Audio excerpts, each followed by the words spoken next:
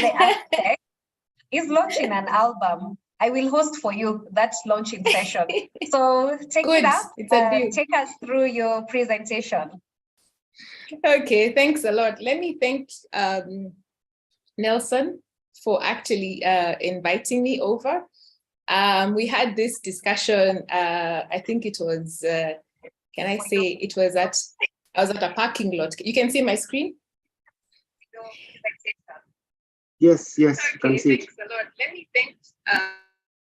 Okay, so what happened was, I want to thank Nelson, of course, and then also it's so lovely to meet you, and you're so vibrant, full of energy, and I wish you all the very best and God's blessings as you delve further into this world, you and Nelson.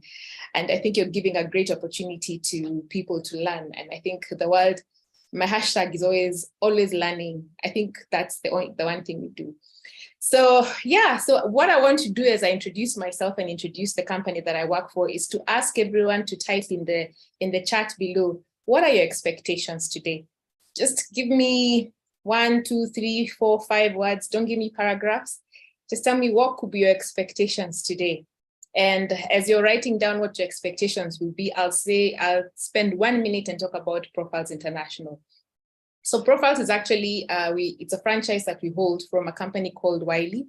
And what I love about Wiley, and which is what I hope that we emulate here in our country, is that they're based on research and education. So they're very big on research and education. And in fact, how they're well known is through the books that they publish, and a lot of the Nobel laureates that they publish their journals and fund. And so it's kind of the place and the model that I come from, that a lot of these things we eventually work because there's been a lot of background research.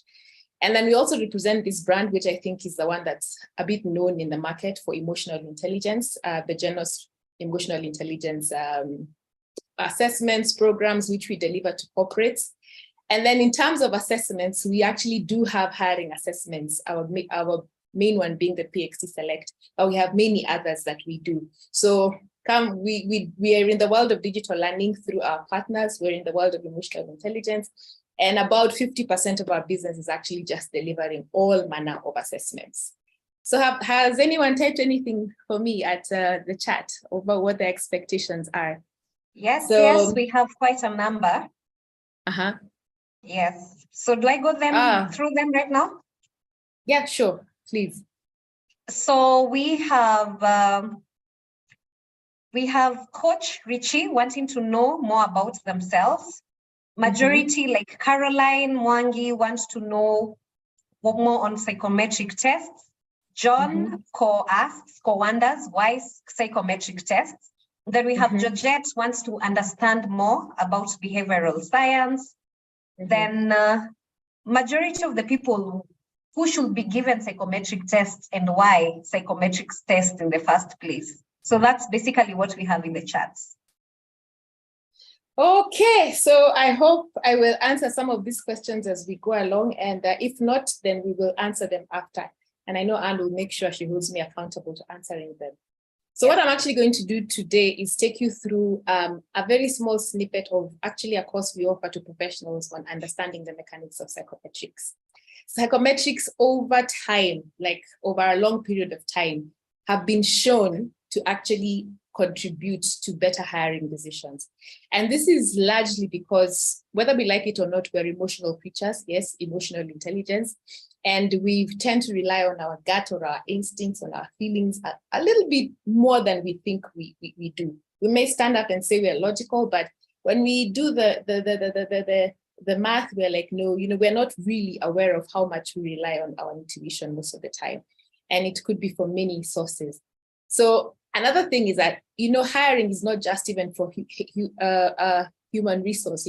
Managers hire, supervisors hire, very many across the spectrum, people hire, and they all make their decisions from whatever knowledge they have. So we find that they have over time been shown to give more reliable information. We say that psychometric assessments are not the decision. They only should contribute to about 30% of the total decision. For example, a hiring decision. When it comes to development of persons, of course, they have a much bigger percentage there, because they give you a lot of information as to what a person is requires to do to be able to develop. So my second question is, how many people here have constructed a test of some sort? And if you haven't, how many of you want to construct one? How many people have constructed a test? I did 5 tests yesterday. I did 5 yesterday on Excel. You constructed 5 tests on Excel? You put yes, questions? Yes. Okay, at least you attempted. Anyone else? I can see there was someone, Ruth, who had put up their hands. And how many, maybe you can also put in the chat. If you want to construct a test, I want you to put a Y, a yes. Just give me a Y or a yes. Type in the chat and say, yes, I want to construct a test. I want to construct an assessment of some sort, whatever that is. Just put in the chat and tell me if that is something that you want to do. So we're getting 5 Ys so far. Yeah. Oh, many Ys. Very many Ys. So that's exactly where I started from. So I, just like Nelson, I went for this, it wasn't an interview, but it was a place where they were doing psychometric assessments. And then I looked at the thing and I was like, gosh, this thing is so true. How can it be so true? So it's like, I have to understand what this thing is. So I went to the background of trying to find out what is this thing called psychometric assessments. We actually try to call them assessments so that, because we just feel that that's a better word for them. And so I decided that I'm going to construct a psychometric test. So I went to find out what is a psychometric assessment. And it gave me this thing that it was a field of study concerned with theory and technique of psychological measurement. Then I started realizing that this thing was actually a science. That actually, you cannot just sit down and create a psychometric assessment.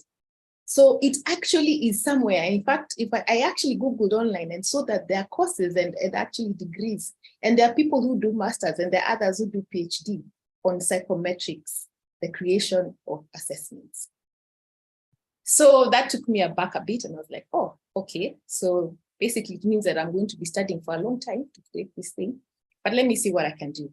So some of the fundamental questions or some of the things I started seeing from people who are posting about psychometrics and why they're there. Someone said, why are psychometrics there?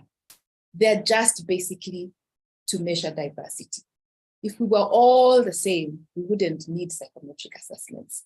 So we want to check differences that enable us to make some decisions, either about people, about our children, about whatever it is when we take exams, because that is still test construction in its in a way. Actually, it is test construction. So we want to check our differences, the intelligence levels, because we understand that these intelligence levels mean different abilities. We understand that certain levels will allow us to think more strategically than other levels. But how do we tell? Yeah, we've seen this, but how do we tell? So we want to know that people have different motivations and different interests. And so when we think about psychometrics, we have to actually talk about the topic of diversity, equity, and inclusion. Because unless we are able to measure diversity, unless we're actually able to describe it, then sometimes really understanding, for example, in a team, why people react the way they do, and you don't understand it. But when you really understand what's the motivation behind that behavior and that it drives a lot more than you care to really think about, but it's going to impact the work that you're going to do, then you start paying attention. So psychometrics basically are there to measure diversity. And there's been a lot of said about psychometrics, and they started from a very far off place where they were so unreliable. You know, we had zodiac signs, how many people are Pisces here, how many people are Leos here, all those things, people trying to predict things about a person. So on Earth, we've been trying to predict about people. We know that each wife is different. Why is my wife or husband different from that husband or wife? But we can see these traits. So we got a bit more serious, and you start seeing things like choleric, sanguine, melancholy, phlegmatic. You start seeing theories coming across. All this time I'm looking at these things and I'm thinking, gosh, am I really going to develop this psychometric? So I began seeing that actually the psychometric world has been evolving for a very, very long time. And in fact, the validity of the psychometric world right now is where it is because of many mistakes that were made previously. For example, the aptitude tests, intelligence tests, IQ tests that we know very much of because we can get them anywhere. In the beginning were not reliable because they gave different scores for men and for women. So such basic failures are the result of why today we have good psychometric tests that we can then say, okay, these are reliable. We just measure, as he was saying, our verbal proficiency, our mathematical proficiency, our abstract reasoning, and they check, their work is actually to check our mental capacity to do work so that they can predict our performance in the area that we're going to work. So it will actually tell you, can this person actually do this work? That's the question. Can this person, can their mental capacity allow them to do this work? And it's actually still a number one indicator for performance in the psychometric world. So when they measure the indicators, the cognitive or the aptitude or ability of a person is actually a very strong indicator of whether they will be able to do that work or not. And then there are also all other kinds of behavior tests. Now we call them personality tests. I think someone coined that word somewhere. So everyone says, oh, I took this personality test. But when psychologists explain personality, it is such a deep subject that even a simple assessment cannot do any justice to it. So in essence, they're actually just behavior tests. They test what kind of behavior you're likely to prioritize or to be or to do. For example, for guys who know the MBTI very well, there's extroversion vis-a-vis introversion. There is a judging vis-a-vis, I think, perception. And for guys who know the DISC, there's a dominant personality. We call them personalities, but really what we're being described is in terms of our behavior. And then you find all these other assessments talking about the 360 degrees of peer reviews. And these ones are great. Why? Because they actually add objectivity to our self-view. So a lot of the times when we do our own self-assessment and gather feedback, it has been shown that we either tend to overvalue ourselves, and by that, that's in most instances, than other people. And they say if they ask people the question in this forum, how many people are self-aware? About 90% of people say they're self-aware to some degree, but the research shows that only about 10 to 15 people are actually self-aware. So you can begin to see why things like 360-degree feedback assessments or instruments are really good for you if you want to grow as a human being, if you want to grow into your profession, where you're getting real data that can help you develop your role. So again, started finding out about all these assessments, what it is they do.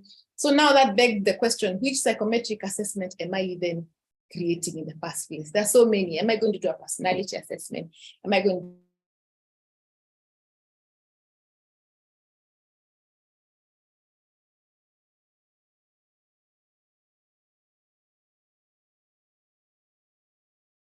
which we will talk a little bit about later, is it has to be a reliable assessment.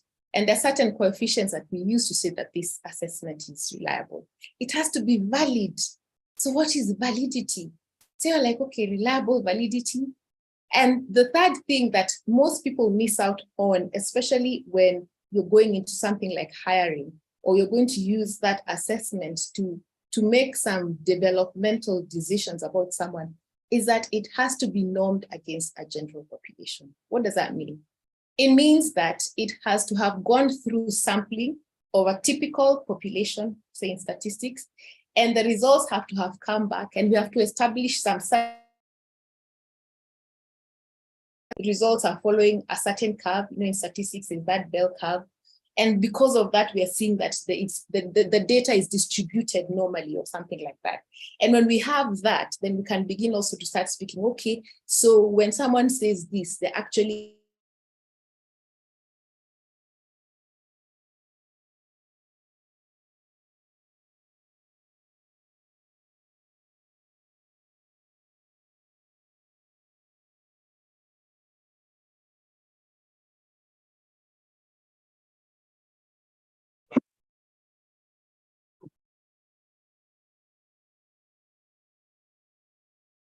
Okay, Anna, I think we've lost Vicky due to network.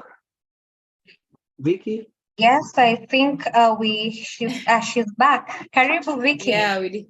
I don't know where I was. I hope I wasn't too far off. I hope this is the slide you are seeing. Sorry, it seems like there was a fluctuation. This is where we were? Yes, yes. Yes, Vicky. Yeah.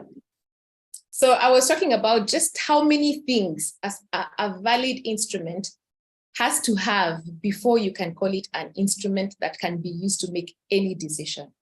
So for the solid research, it means you have to give it to peers who have done psychometrics before, who have actually submitted on that topic. So you have to also have checked for, is this thing biased against, maybe Kikuyus versus I don't know who, or religion, or, all those things. And then, of course, it has to be easy and practical to use. And I think this is somewhere Nelson would really excel, because he would just design for us a system where you just click, click, click, click. So you're talking about now the system of administration. So now I'm going to ask you, so how many people still want to construct that assessment? You can give me a yes. You're still here. How many people are thinking of developing an assessment after all that? And I just say this because I find that when I speak about psychometric assessments, a lot of the times people think that it is just a set of questions that have been put together, but that is not the case, especially because we're talking about the human element, and the human element is not that easy to give labels to. For example, I am introverted, you are not. It's not that simple. So when you think about it in that fashion, then you understand why all these things are important for us to get what we call a good valid assessment. So the last thing I want to talk about, because I've talked about reliability, is that you do have general steps when you're doing a test construction. You have to decide, for example, I want to do a test construction to check how many moderators, what are the qualities a moderator should have? And then be able to check so that I can take Amani before she comes as a moderator, so I can see whether she's actually a good moderator or not. So first I have to go in and research into moderation and what are good moderation techniques, blah, blah, blah, blah, blah. I have to go and literature review, all those things we did when you're doing a paper. You have to do all those things. Then you have to state what your outcomes will be. You have to go and look for questions. So you have to go into the internet, get questions, review them. You have to give those questions to experts, not just yourself. So you're asking the proper question. Now, I'm not asking a leading question to her that she's going to answer yes. I'm asking a question that is, neutral, that is meant for anyone to give a certain answer so that I know whether or not she's actually a good fit as a moderator. I have to do a pilot. I have to collect data from the pilot. I have to look at that data with a qualified psychometrician to tell me whether the data is actually sitting pretty. So when you think about all those things, you start to understand just how much developing a psychometric assessment is. And then on top of all that, then we have to think about the guidelines of how do you write questions, which we call items. How do you get people to answer those questions? Do you use first choice? You must answer A or B. She must answer that I am introverted or I am extroverted. Are you going to ask in form of multiple choice? All those things have to be considered. So when you think about all those things, you realize the statistical nature of actually developing a reliable instrument. So there's a lot of mathematics involved. So Nelson, you would actually love being in this field because there's a lot of math to just ensure that the statistical nature of an assessment means that it's reliable. And reliability for us refers to the extent to which the score is true to what we're looking for, in short. And that's why you have, when you check an assessment, you can actually ask them to give you the reliability score, and they'll normally give you this one, the Cronbach score, which is normally 0.7 and above is good. But those are things we're checking for: measurement errors, what's the diversion, there are quite a few things. And then again, we have to check for the validity. And the validity is just basically whether that assessment is measuring what it says it's measuring. That's a play of words. Actually, it's measuring what it's saying it's measuring. So this one is a bit more sophisticated, because now it's talking about the evidence and the theory. So are we actually talking about something that can be measured? Can we actually measure who is a good moderator or not? You know, that's a question for research first, before we even now start creating the assessment itself. And then we want to actually see the results, the face validity. Do people actually believe these results? Because it doesn't matter how valid your assessment is. If people don't believe those results, they're not going to take them. They're not going to listen to them. And then for assessments for hiring especially, we want to see whether we can actually have what we call predictive validity, which means that this instrument can predict a person's performance. I think now how my journey was going slowly after I've done all this assessment. So now I'm supposed to sit here. I want to design an instrument. I want to sell this instrument to people. And then I have to be able to tell people that, you know what, I've tested this instrument and it can actually predict. Here is the data. It has been reviewed by so and so and so and so. They have given it marks and said, yes, this thing is good. I have published all that. This is somewhere, it is evidence. And I even have a mechanism that collects data even as it is going, just like Nelson collects data on his app to see how is it going. And I have people who are interpreting this data. I have people who are constantly looking at it to see, is this thing actually measuring what it's measuring? So you cannot also use an assessment for something that it's not designed to be used. So a lot of the times we find people go and take MBTI, and that's the classic case because I see it all the time here in Kenya. And then they use it as a recruitment assessment. If you go to the MBTI people, they'll also tell you it is not an assessment that was created for recruitment.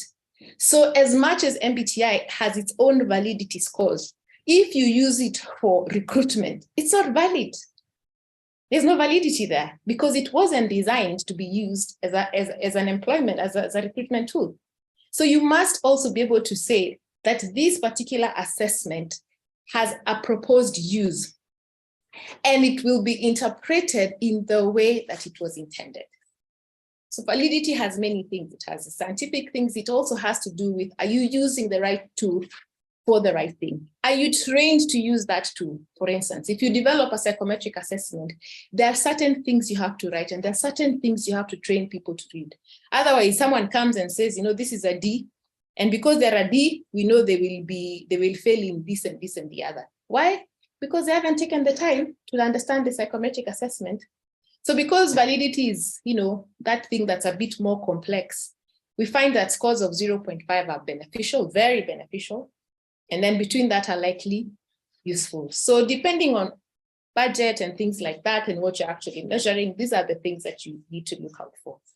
So after all that was said and done, I started realizing that this creation of what I'm calling a psychometric assessment tool that is valid, that will be objective, that will stand the test of any questions, was actually not an easy thing to do. And usually my mission when I do these conversations around psychometric development and psychometric and understanding psychometrics is just to sensitize people on, even when you're back in your office and you create small questionnaires, because you can do that. You can create small questionnaires for something. Are you checking the language? Are you checking the questions themselves? Have you bounced around the questions with people so that they can answer them? So you can see whether you're actually getting the outcome that you're looking for.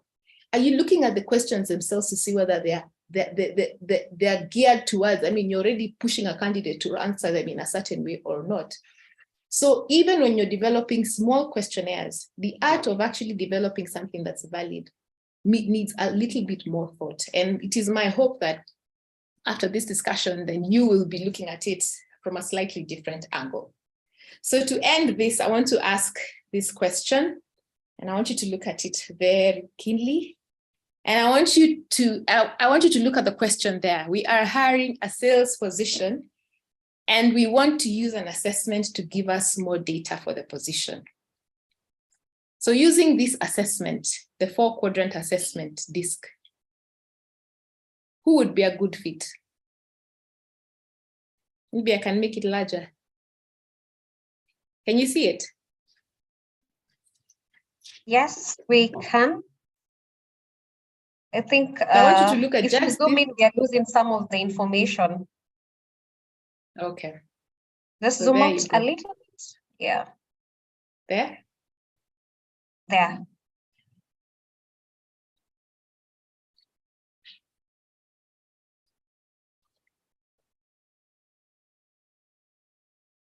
can type D, you can type I, you can type S, you can type C.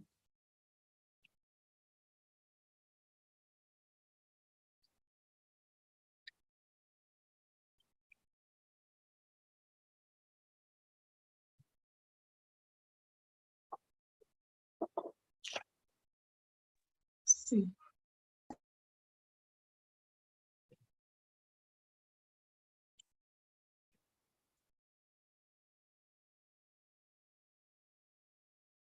Someone said C. Yes, we have an answer in the chat. I, influence. I, influence. C, C. C, S, I. here. D. You can't just leave D out, and that's where I fall. Georgette, you're cheating. Someone You that can't said see D, all. D. Someone said D-I-S-C. Yes. There's someone who's put all of them, yeah? Yeah. Okay, D-I-D-C. C. Okay. So I think the whole, from what you can see here, you're getting, is that everyone has a different answer. Mm-hmm. And I'm sure everyone has their real reasons why one person is better than the other. And my short answer is that you need to get a sales tool for you to get a good answer. So a D can sell, an I can sell, a C can sell, an S can sell. They just sell in different ways. But now from our experience, we use our experience to look at the guys that have been described here. And they were like, that guy who used to sell, he was like this. So you're using your memory. And that's where now you start not using the data, but using what you think you know. So from there, I will stop and invite Amani to proceed with any further questions. Okay, so we have a few questions in the chat. So we have, where is it? Oh, you have what we call this, you have a testimonial from Sylvia Kimuge. They used your assessment to hire, especially for top managers, and the outcome was superb. So alongside that, yeah. So Beverly asks, can we use the outcome of a psychometric test to disqualify or select a candidate? Yes, you can use the outcome of a psychometric test to do that. A psychometric test that has been developed for selection, for recruitment. And that in the developed world, actually, it means it has to have been normed against a certain population. Those reliability and validity have to be of a certain level. Otherwise, if you use a psychometric assessment, an assessment for selection that has not been passed, you can actually get sued. Maybe in this country, we haven't reached that level, but in other places, you can get sued. So if, for example, if you are found using like the DISC, for example, to make a hiring decision, you can get into trouble. Oh, interesting. Yeah. Yeah. Okay, so I hope, Beverly, that was clear. Then we have Sylvia, who's interacted with Profile's psychometric test. They want you to elaborate more on the manageability scale.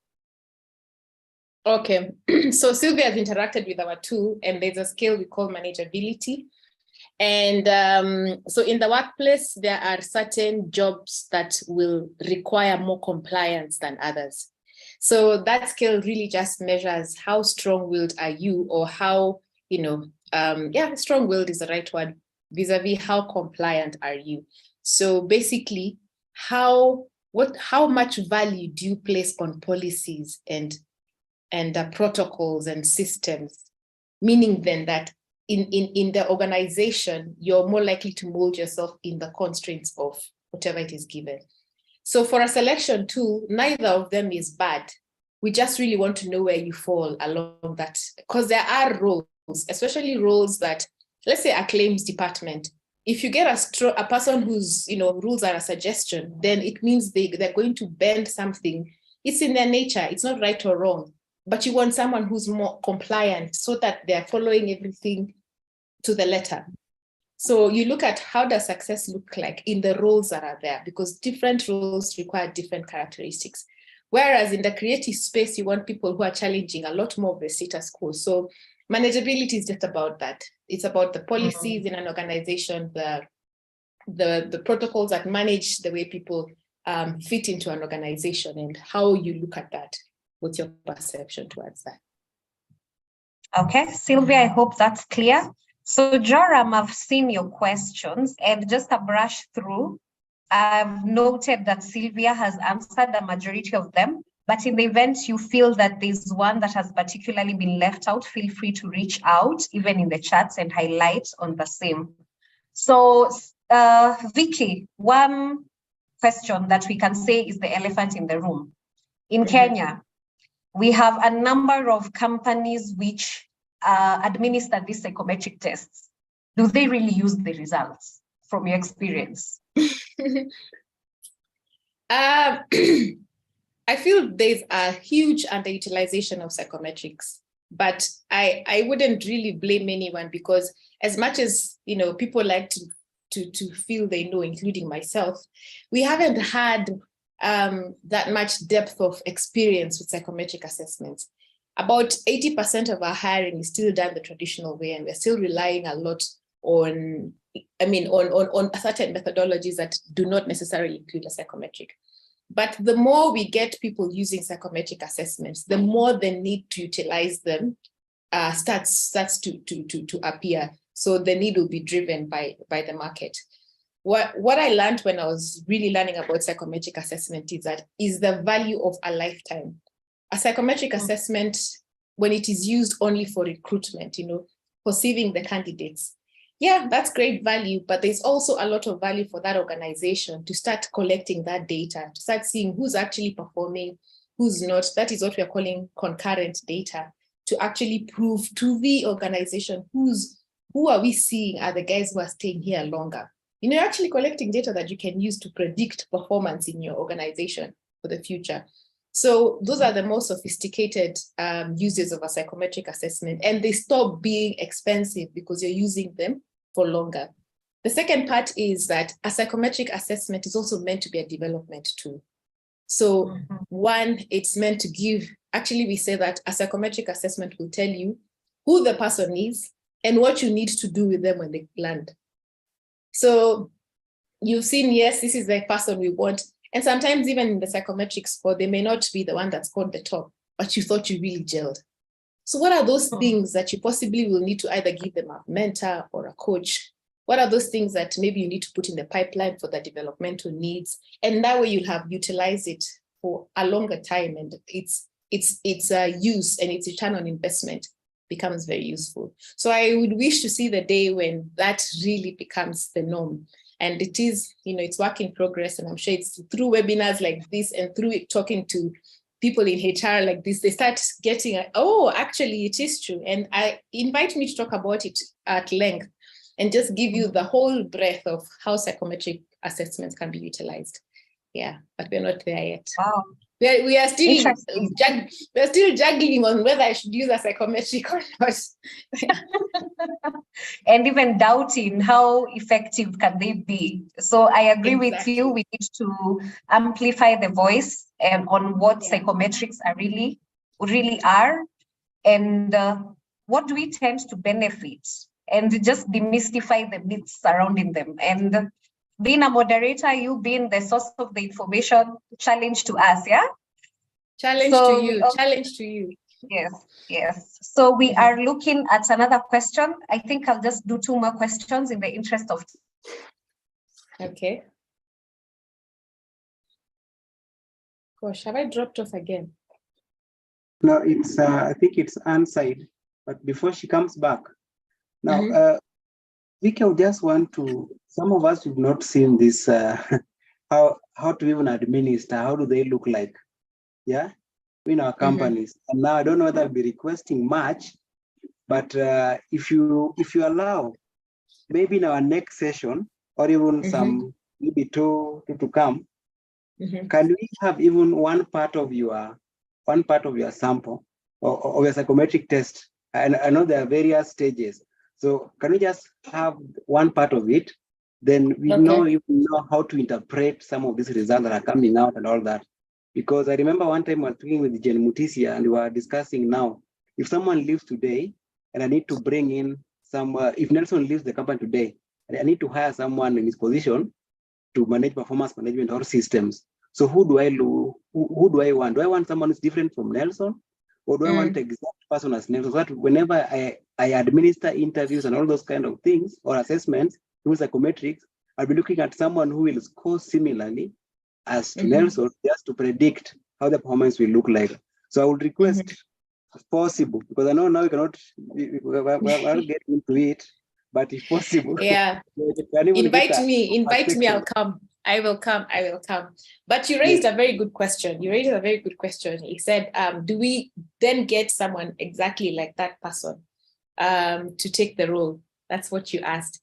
But through the data-driven process, you find that you can actually get someone who's different, but there's certain core elements or constructs that were required for this job to actually excel.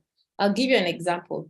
In one company, they realized that if you scored in your mathematical aptitude test a range of scores, that's what we call predictive now validity, you tended to succeed better. Yeah.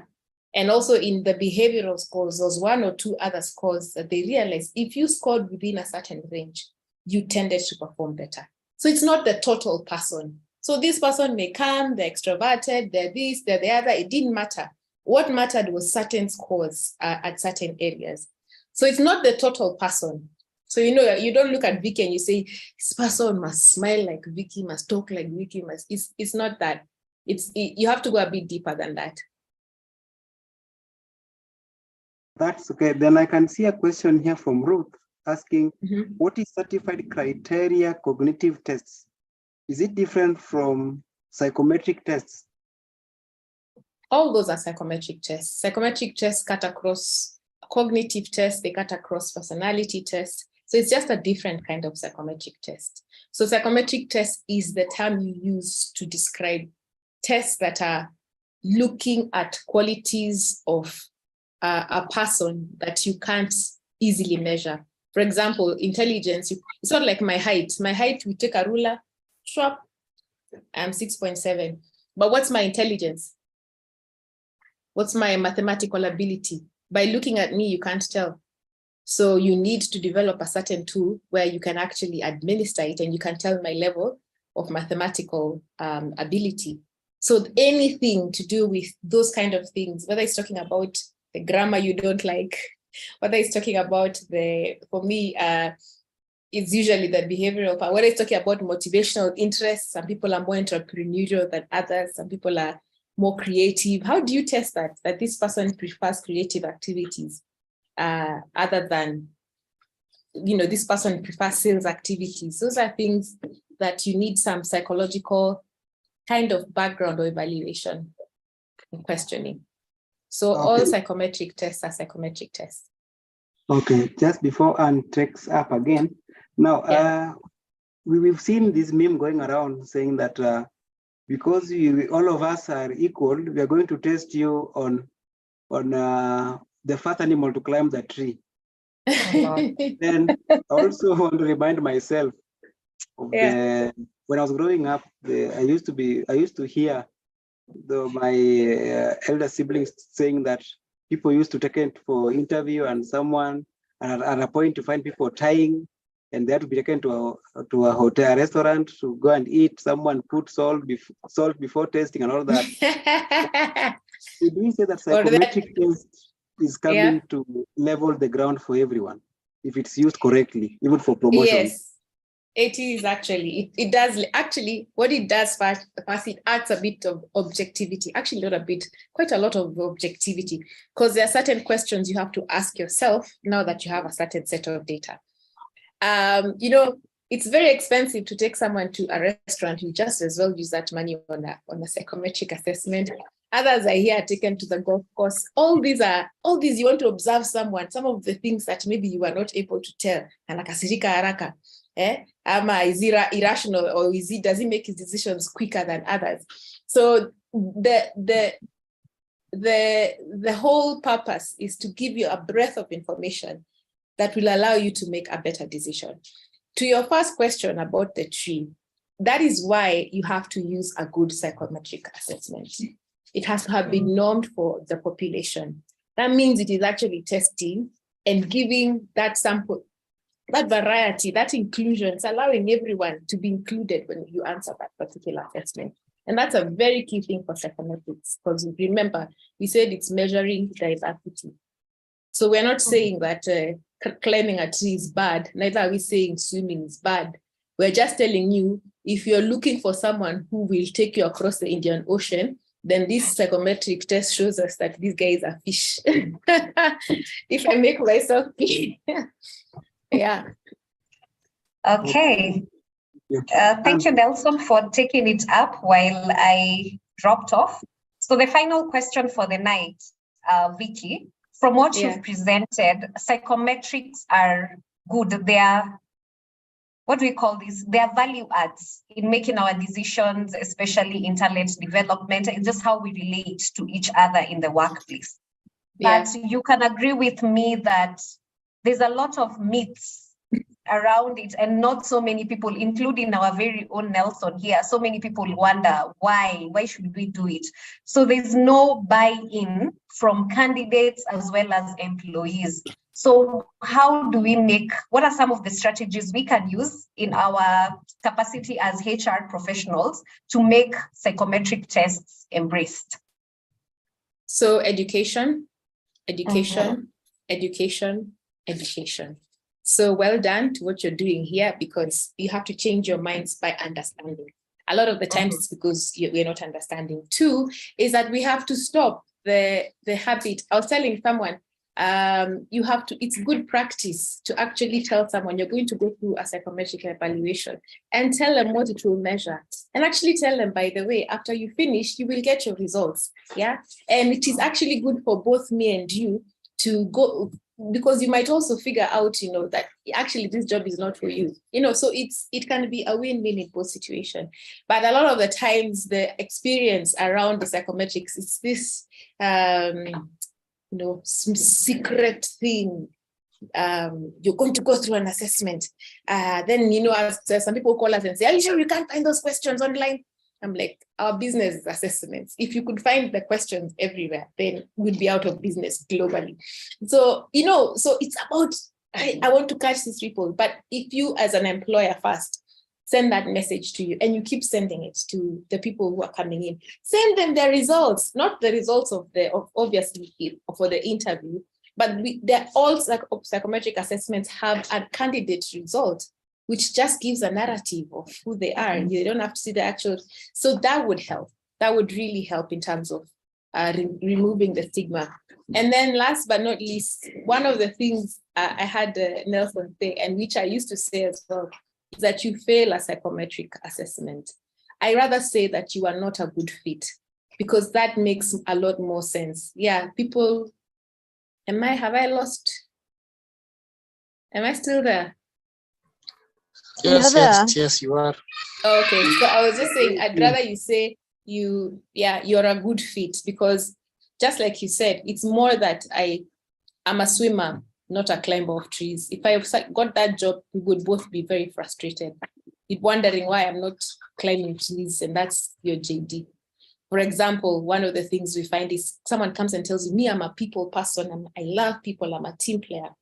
Then you do the assessment, they score the other way around. But that's not bad. It's just that this role is one that requires you to be comfortable being with people. It's a role that requires you to mentor people, to actually be actively involved in their personals. You will get tired because it's not you. And at some point, guys will be like, this guy is not performing. But it's not him or her. It's not in his nature. So both of you are suffering, and you could have actually gotten, someone will either quit and leave, or they will stay there and the full role is not being actualized. So those are the things that we need to tell people and to teach them.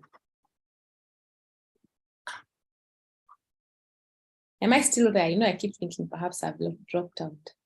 Yes, you're still there.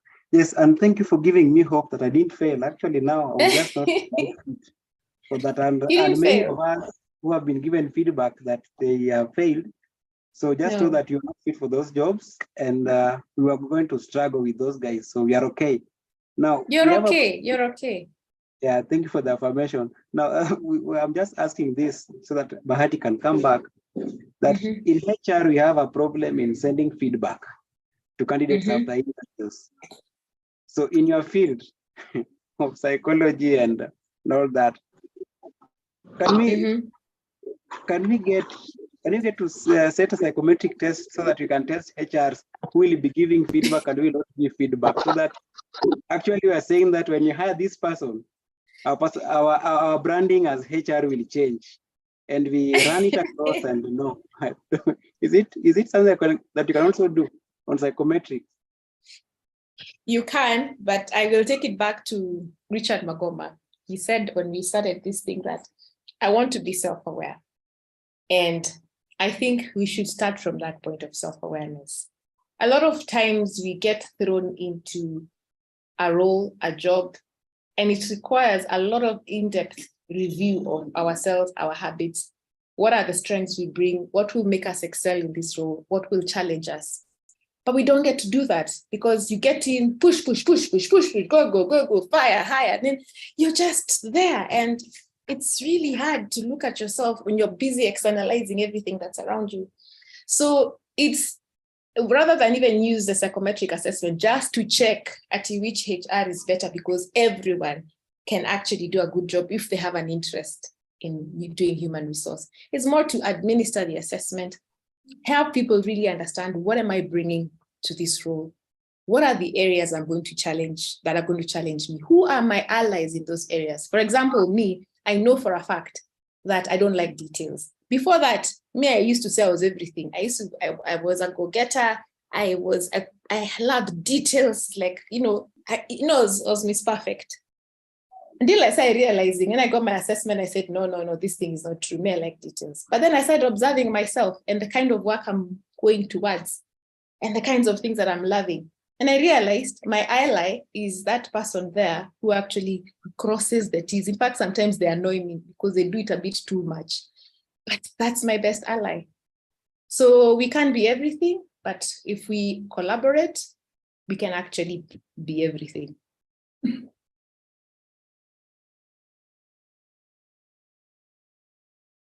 Am I still there?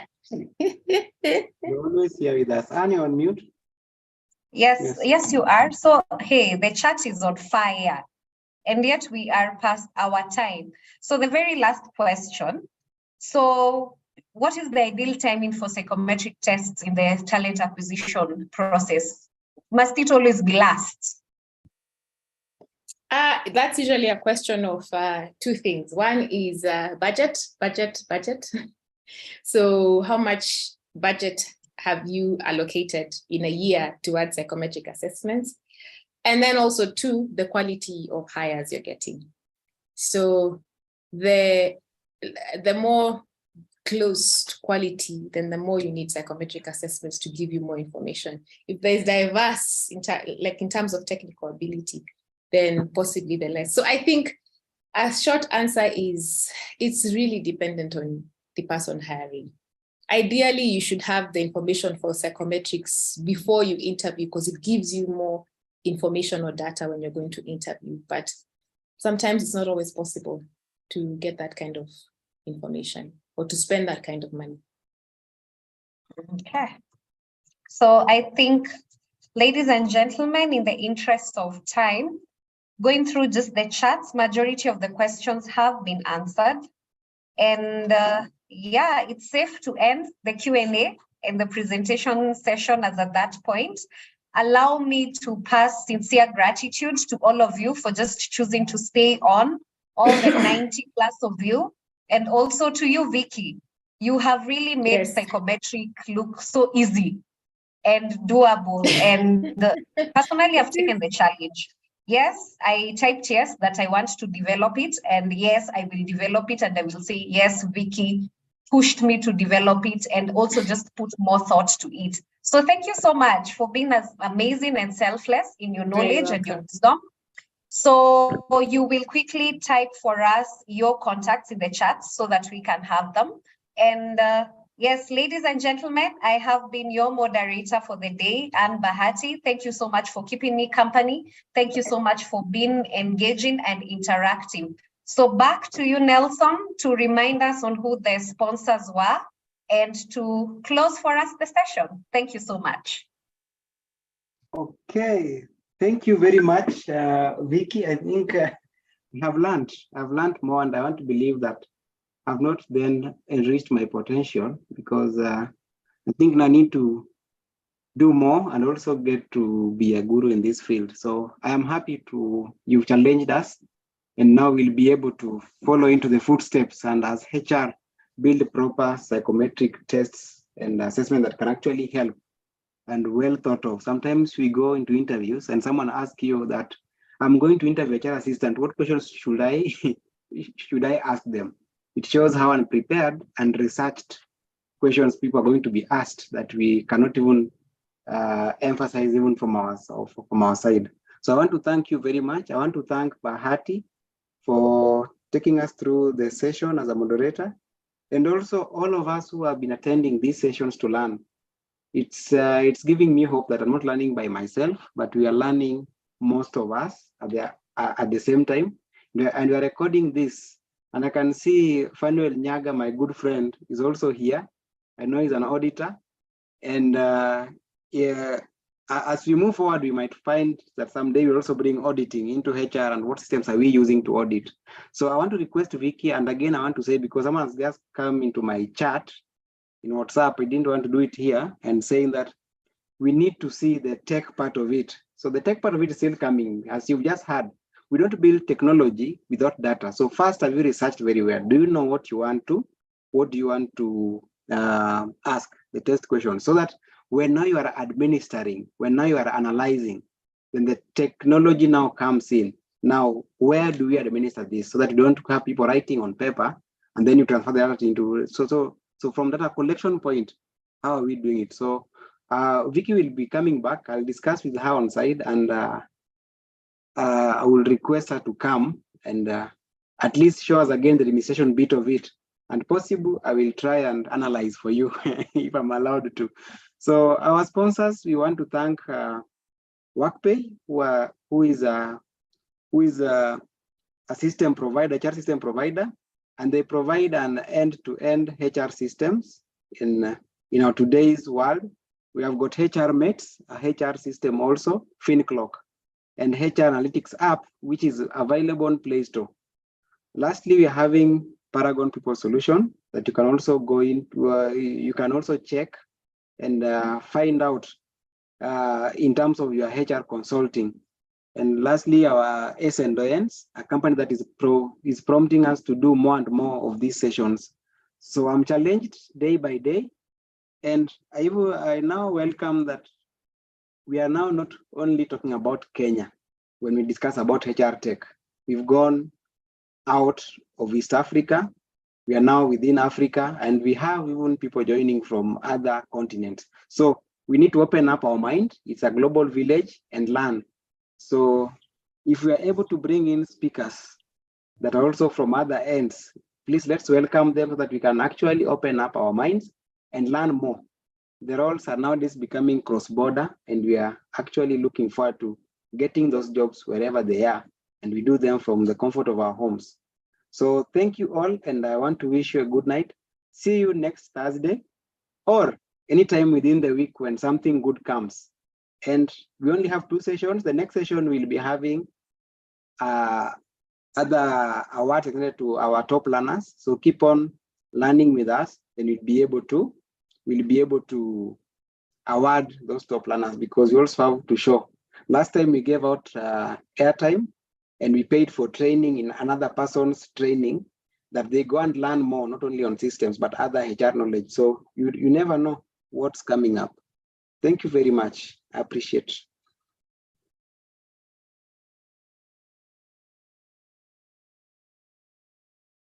Good night, people. Good night. Bye.